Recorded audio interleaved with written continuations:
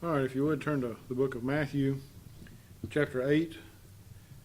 We're going to start in chapter 8, verse 18. We got down through verse 17 last time. And we'll just go back and briefly talk about that. If you remember, up until now in this chapter, Jesus has been healing some sick folks, physically sick. And we saw there was a leper that he cleansed after he came down from the mountain, from what's referred to as the Sermon on the Mount. He cleansed a leper. He healed a servant of the centurion. And he went on to Peter's mother-in-law.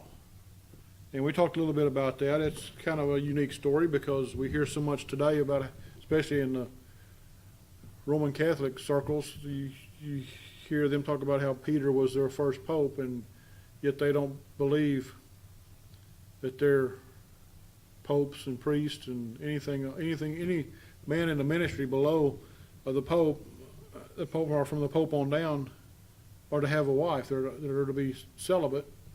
And of course, we see here Peter's got a mother-in-law. That's what the scripture says. He saw his wife's mother, is what it says in verse 14. So, Peter was married. He had a wife. Doesn't talk about his children. Don't know if he had any or not, but he at least had a wife. And you think about that in the ministry, and especially with the apostles that were following Jesus around, they were on the road a lot. They were away from home a whole lot. They weren't always in this area that they were in here. And so they weren't always where they could go home at night. They weren't always where they could be with their families. They traveled a whole lot. Wherever the Lord went, that's where they went. And that was their calling. And so, did their families follow along with them? Maybe. Some, we don't know, but we know Peter had a house. So we would assume that somebody had to stay there and take care of the house, whether it was his wife and her mother or just his mother-in-law, we don't know. But that's kind of a little bit, it's a very short telling, but it's a very interesting telling of Peter's personal life, of what was going on. And you don't get a whole lot there, but you do at least see that he had a wife and that her mother was still living. Doesn't say anything about her father. We don't know about that or about him. Anyway, Jesus healed her. He also healed many who were possessed with devils and cast out evil spirits and all that, and healed more that were sick. It says he healed all that were sick, that it might be fulfilled, which was spoken by Isaiah the prophet, saying, himself took our infirmities and bare our sicknesses. In other words, he was fulfilling prophecy, Old Testament prophecy. This wasn't prophecy from John the Baptist. It wasn't prophecy from Jesus or his apostles or his disciples. This was Old Testament prophecy that the Jews knew. They knew the writings of Isaiah. So again, there's no excuse for them not understanding or them knowing who he was. Now, verse 18, he begins to get away from the healing part of the miracles for a short time here in this chapter, and he goes on to some other things, mostly discipleship. And then we'll see later, we're going to try to finish this chapter tonight. We see in verses 28 through 34 through the end of the chapter where there were some demons cast out, devils cast out, and it's another popular story. If you remember when we were going through the book of Mark, we've already looked at this story then. We'll look at it again. Matthew doesn't tell it in as detail as Mark and as Luke do, but he does talk about it, and we get the gist of the story there. So we'll look at that when we get to it. now in verse 18, Matthew 8, verse 18 says, "Now when Jesus saw great multitudes about him, he gave commandment to depart unto the other side." The other side of what? The other side of the lake or the Sea of Galilee. That's where they were. To get away from the multitudes. These multitudes, we understand that Jesus was doing these healings and all that for them. It was a witness of who he is and that he was of God and that he was the Son of God. And even the scribes and the Pharisees even admitted that only a man of God could do what he was doing. Yet at the same time they claimed that he's being blasphemous for claiming to be the Son of God. And so they didn't have a clue what they were saying.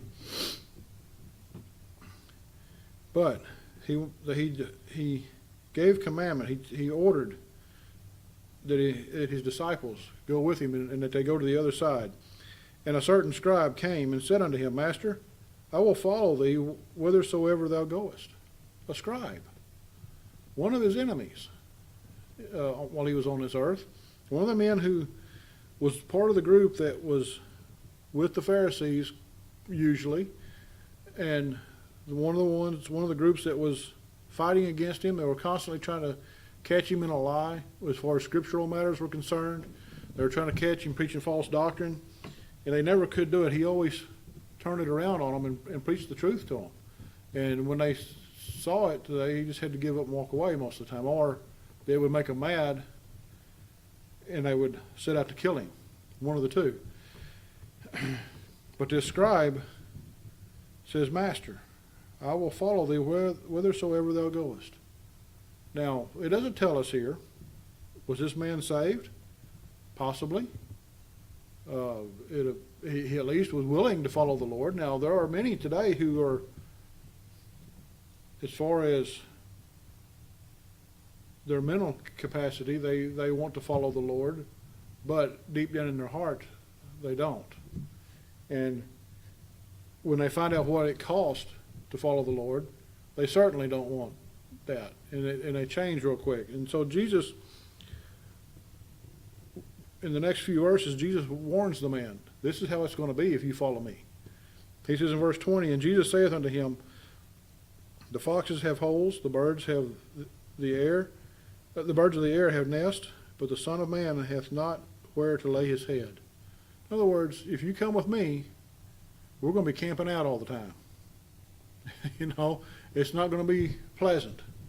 We're going to be on the road or out at sea or whichever, and it's not going to be easy.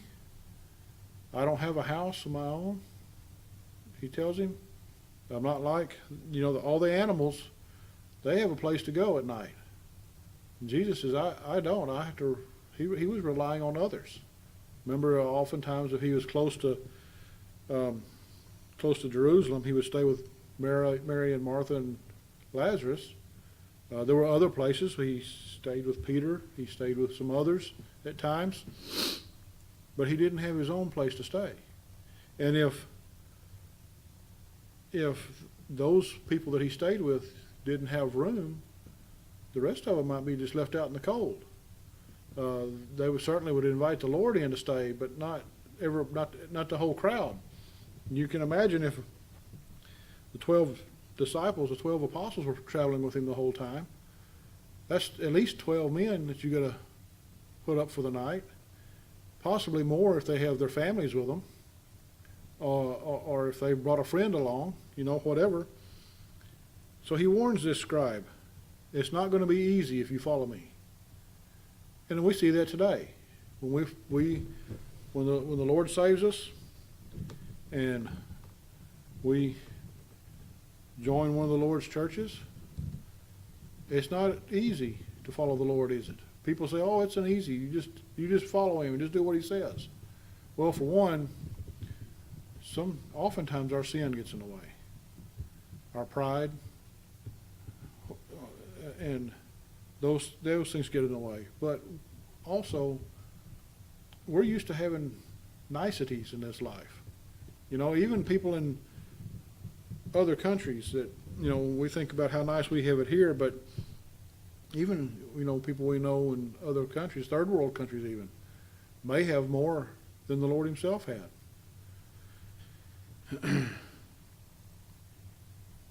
The poorest of the poor sometimes have more than what the Lord had. Verse 21, and another of his disciples said unto him, Lord, suffer me first to go and bury my father. But Jesus said unto him, follow me, and let the dead bury the dead. If you're going to follow me, we need to go now. We can't wait. We got things to do. Why? Well, one, remember he's on a time schedule. We don't think about that much. But Jesus was only here 33 and a half years. He was only in the ministry 3.5 of those years. He knew his time was coming. He had to go where his Father had commanded him to go. And there was people he needed to go see. There was people he needed to go preach to. There were his elect who needed to hear the gospel. And that was his duty. And that was what he was here. He was here to gather his people together. And not to fight the Roman government, not to fight the government of Israel at that time, Herod and his people, but to start. One was to start and to add to the church. He had just started the church just before this, and to add to the kingdom, the family of God. And so we don't often think about that. Jesus had a very short time. Now, we don't see him rushing through and doing things in haste, nothing like that. But he had, for a lack of a better word, he had a schedule to keep. He had to keep moving. And so it was a very tasking thing to follow the Lord around in that day. Again, most places they walked. If they didn't walk, they took a ship, as we're about to see in the next section. Very few times did they have animals to ride. We see he rode a donkey into Jerusalem at the end, but most of the time he walked. And yet people today won't walk across the street to go to church. That's pretty sad. Many of the churches that we fellowship with have people who live within walking distance, what we call walking distance. And I'll go out on a limb and I'll say, we'll say in our day and time, walking distance, what, a quarter mile? Maybe? That's not too far to ask somebody to walk, unless they're crippled for some reason. But a quarter mile is not that far. And there's no reason, if you don't have people say, well, I don't have a way to get there. Well, call somebody. They'll come pick you up. If you can't get somebody to come pick you up, walk. Get there. People are just not, even God's own people, his own elect, are not serious enough about their salvation, serious enough about their love of the Lord to get to his house and worship. Not even one day a week. And I know most churches we know have more than one service a week, but they're not even willing to do it once a week. And yet they want to be on the church roll. Oh, I'm a member down there. Well, why aren't you down there? Well, I can't get there. I don't have a way. Well, you walk around Walmart. If you can walk all the way around Walmart, Walmart Supercenter, certainly you can walk a quarter mile, because that's about what you're going to walk in there. Again, I'm not saying there are those who I understand have physical problems and can't walk that far. That's understandable. But if you're able to go, call somebody.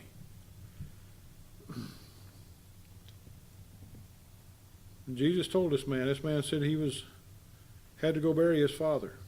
And we think that sounds extreme. Why would you ask a man not to go to the funeral of his own father? It was an example. Jesus was telling him that's how serious a matter this is. If you're going to follow me, if you're going to follow the Lord, there are things in life you're going to miss out on. It may be a funeral. It may be a birth. It may be a marriage, not your own marriage, but your children's marriage or a friend's marriage. It may be other things. How many people are willing to give up their children's ball games to go to church? That's a tough one today, you know. People don't want to, well, the ball game's on Wednesday night. Well, what's more important? The Lord or that ball game? Well, it's going to be good for his career later.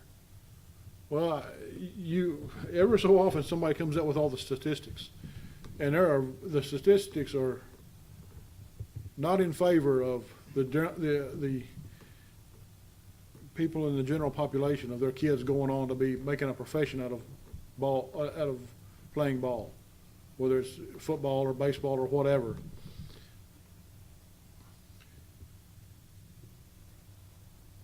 If it's the Lord's will for them to be in that career, then that's the Lord's will, but that doesn't mean you miss church, trying to force it. Now, in verses 23 through 27, we see the Lord and his disciples take a trip. Remember, he told them that they had to go to the other side. And when he was entered into the ship, his disciples followed him, and behold, there arose a great tempest in the sea, insomuch that the ship was covered with the waves, but he was asleep. Can you imagine? He must have been exhausted.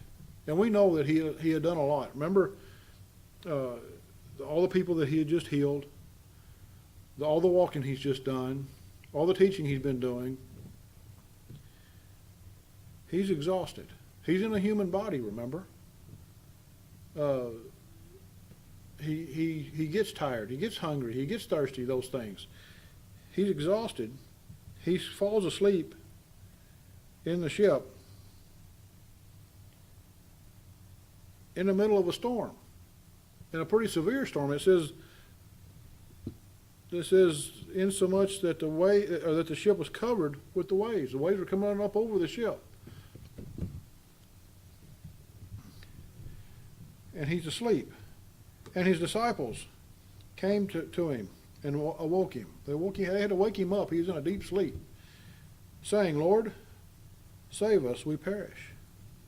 Now, two things here. Not only was he exhausted so much that he slept through it, but remember, he's the master of the waves, is he not? He's the master of the storm. He controls all creation. He's the creator. So, why wouldn't he be able to sleep? Nothing can harm him. He knows it's not his time. It's not time for a storm is not going to kill the Son of Man on this when he was on this earth. He knew that. They didn't. They were worried. And what does he say? Verse 26, and he saith unto them, why are you fearful, O ye of little faith? Now remember, he's already explained to them the prophecies of his death. This is not going to be it. Even as much as the scribes and Pharisees hated him, they were not going to be able to kill him. Even the times they tried, they come to stone him, they come to grab him and to kill him at times, and he always got away because it wasn't his time. And these men he's been teaching, it's not their time yet either. But they don't understand that. He's been teaching them all along. They're the apostles. They're going to be the men that he's going to leave with the church, leave the church with them in their hands to carry out the Great Commission after he's gone. And yet they don't understand that. They don't understand that it's not their time. And we think, well, we don't know when our time is, and certainly we don't. But in their case, they should have known. And the other thing is, what if it is our time? Should we be fearful of death? Certainly not. Read Fox's Book of Martyrs or The Martyr's Mirror, some of those stories in those books of people who didn't fear death. They went to the gallows. They went to be burned at the stake. They went to be beheaded, hanged, and whatever else was done to them. And they went singing hymns. And they went praying to God. There were witnesses to those things. That's what those two books are about. They're witness accounts, eyewitness accounts of those things. We have no right to be fearful in this life. Why? One, because we're a child of God. We're a child of the Creator of this universe, the Creator of all things.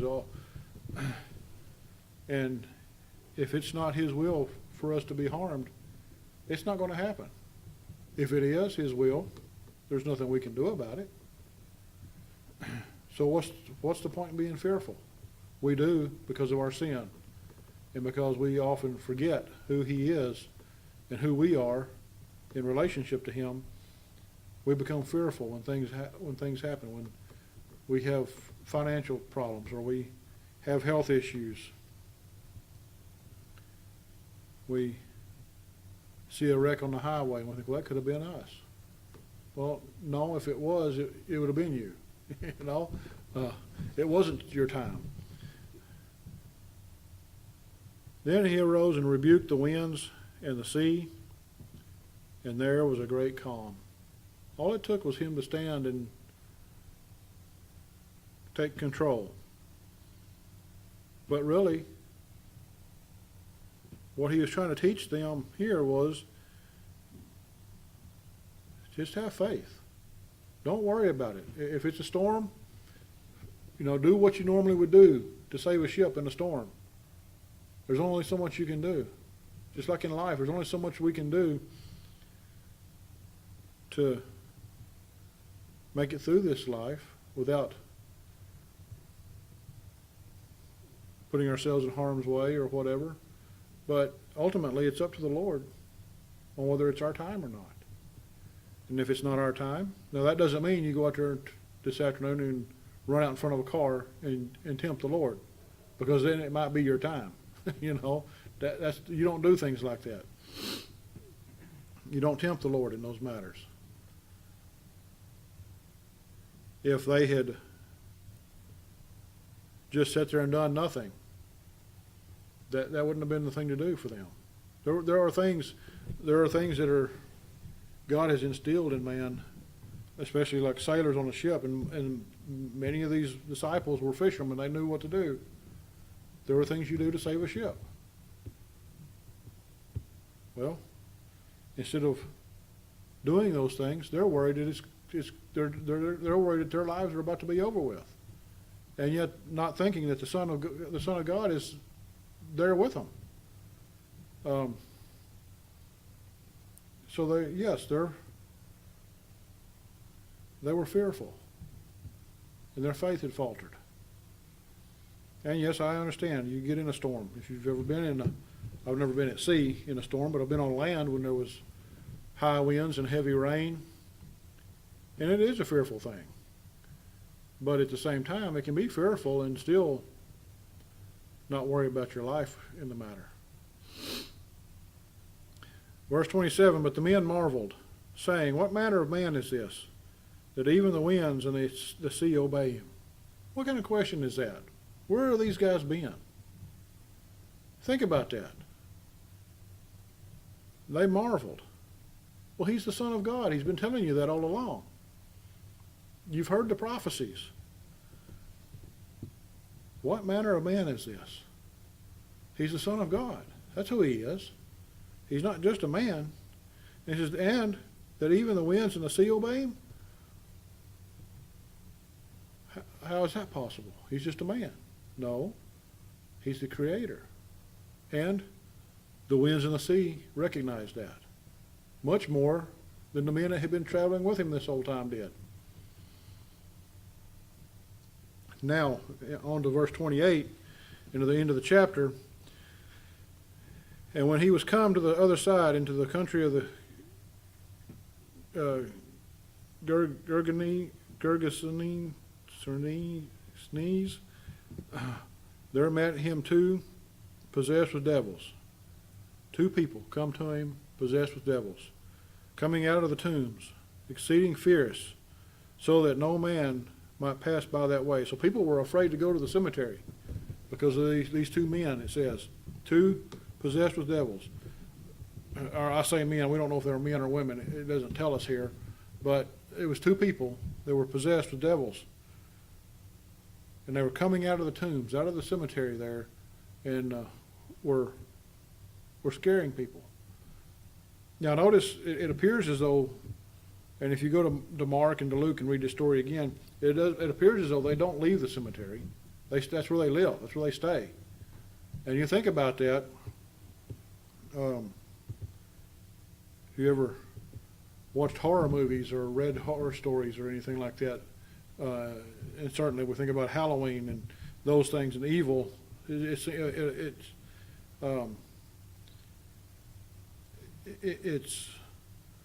as though this is a fitting place for these two. They're possessed by devils, and they're hanging out in the cemetery, but they don't leave. And he says, and behold, they cried out, saying, what have we to do with thee, Jesus, thou Son of Man? Art thou come hither to torment us before the time? These devils recognize him. They recognize Jesus. They know who he is. How do they know? They've seen him before. Where? In heaven. Remember, they're fallen angels. They know exactly who he is. They refer to him as the Son of God. They know exactly who he is. And they also know that he has the power and authority to send them into torment. Where he says, they say, art thou come hither to torment us before the time? In other words, are you here to send us to the lake of fire before it's time? Well, no, that's not what he was there to do. And that's not what he does in this instance. But they knew when the time comes, they're going to spend all eternity in the lake of fire. How do they know this? They've been told. Remember, they read the book. And you think, well, it doesn't tell us that till Revelation. Well, no, it's prophesied in the Old Testament too. So they know the prophecies. They know what's going to happen. And they know because he's the Son of God that it's for sure going to happen. And they know, but they also know, notice, before the time, they know it's not time. How do they know? Because they've read the book again. They know the time when their time is up. And there was a good way off from them, and herd of many swine feeding. So the devils besought him, saying, if thou cast us out, suffer us to go away into the herd of swine. Don't just cast us out. Don't cast. They could have asked to be turned loose, but that wasn't his. They knew that wasn't his way of doing things. They could have been cast into somebody else. Anything else. He could have, if he'd have chose to, he could have sent them off into eternity. He could have sent them to hell, and that'd have been the end of their time. But that's not what he does. They make a suggestion. Send us into those swine. Well, he does. So, and he said unto them, go. And when thou come out, or when they were come out, when they came out of these two people, they went into the herd of swine. And behold, the whole herd of swine ran violently down a steep place into the sea and perished in the waters. What happened? The hogs went insane from being possessed by devils. What did we just see about these two people? They were insane while those devils possessed them. Look back at what we've been studying on Wednesday nights with King Saul. What happened to King Saul when the Lord put a evil spirit on him? It drove him insane.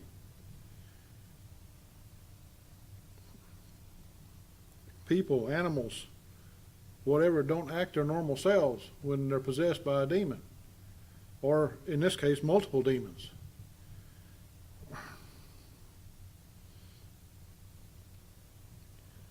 The The swine chose to end their lives. They chose to commit suicide.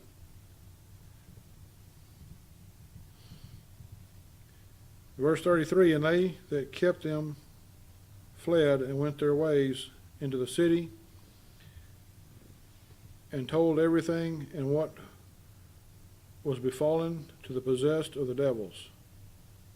So these two people that the Lord cast the demons out of, the people took them in, appears, and they went back into the city and they began to tell everything that had happened. It says, and they went their ways into the city and told everything and what was befallen to the possessed of the devils. What happened to those people? And not just those people, but also told them what happened to the pigs, the hogs. And behold, the whole city came out to meet Jesus. No. We think, oh, this is a glorious thing. They come out to meet him. No, this is not a glorious thing. They didn't come out to meet him to congratulate him or to thank him or to praise him. Why did they come out? And when they saw him, they besought him that he would depart out of their coast. It sounds like they were pricked in their hearts about their sins, and they were afraid he was coming after them. They sought him out, and they besought him that he would depart out of their coast. They were telling him to leave town. Now, they didn't threaten him with his life here. It doesn't appear. But they strongly persuaded him, tried to strongly persuade him to leave. And he winds up doing that. He'll enter back into the ship in the next chapter and go on his way. But these people refused. They refused the Son of God. Even after seeing and hearing the stories that we've just read tonight, especially this where the devils are cast out, they didn't want to have anything to do with him because they were afraid they were next. They were afraid he was going to catch them in their sins, and they weren't willing to give up their sins for the Lord, for the Son of God. You know, we see there where in verse 33 it says, and told everything. Well, remember what the demons said? They called him Jesus, thou Son of God. Those people had to have heard that, didn't they? And those eyewitnesses for sure, and they would have been the ones who went back to the city and told the people. So they know, even the demons referred to him as the Son of God. And he cast the demons out. So he was not part of them. He was not Satan. He was not Satan. He was not a demon himself. He was obviously who they said he was. He was the Son of God, the Messiah. And yet, they didn't want to have anything to do with him. They were so steeped in sin. And we see many today. They see the miracles. They read the miracles in the book, in the Bible. They see the life changes in people when a person's saved. They see that witness of a person. They see other miracles that are performed. You know, somebody who should be dying of cancer, and all of a sudden they're healed. But sometimes it's a healing that even baffles doctors. And people see it. People who should be financially destitute, and the Lord is blessing them. Somebody who's financially destitute and should be down and out about it, and they're not. They're happy. They're living the dream. You know, they may not have everything that they want, but they've got everything they need, and they're happy about that. They're content with it. People see those things, and yet they still don't want to have anything to do with the Lord. Why? Well, we might have to give up a car, or we might have to give up our or boat or whatever toy they have. They call them toys now. It always cracks me up. You hear adults talking about buying toys, and they're talking about buying ATVs or four-wheelers or boats or whatever else they play around with on the Lord's Day instead of being in church. And they don't want to have anything to do with the Lord because, well, we can't go to church, we might lose all that. Because they see God's people, some of them have those things, but they're still in church. Nothing wrong with having those things as long as you're doing what you're supposed to be doing. Going out to those places where you would use those things, you could be a witness to somebody. But what greater witness will you be if you're in the Lord's house on the day that others are out there on the lake or on the river?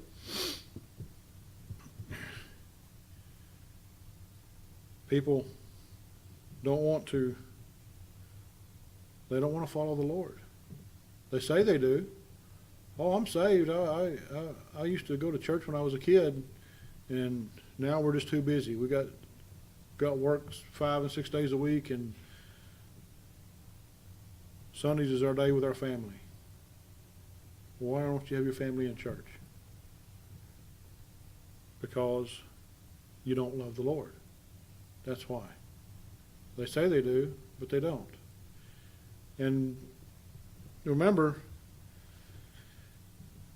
this city where Jesus was at was in Israel. These were Jews, as far as we know. They knew the Jewish religion inside and out. Yet when the Son of God showed up, they didn't want to have anything to do with him. Just like many today, when it comes time for the Lord's Day, nobody wants to be there. So we'll stop there for tonight.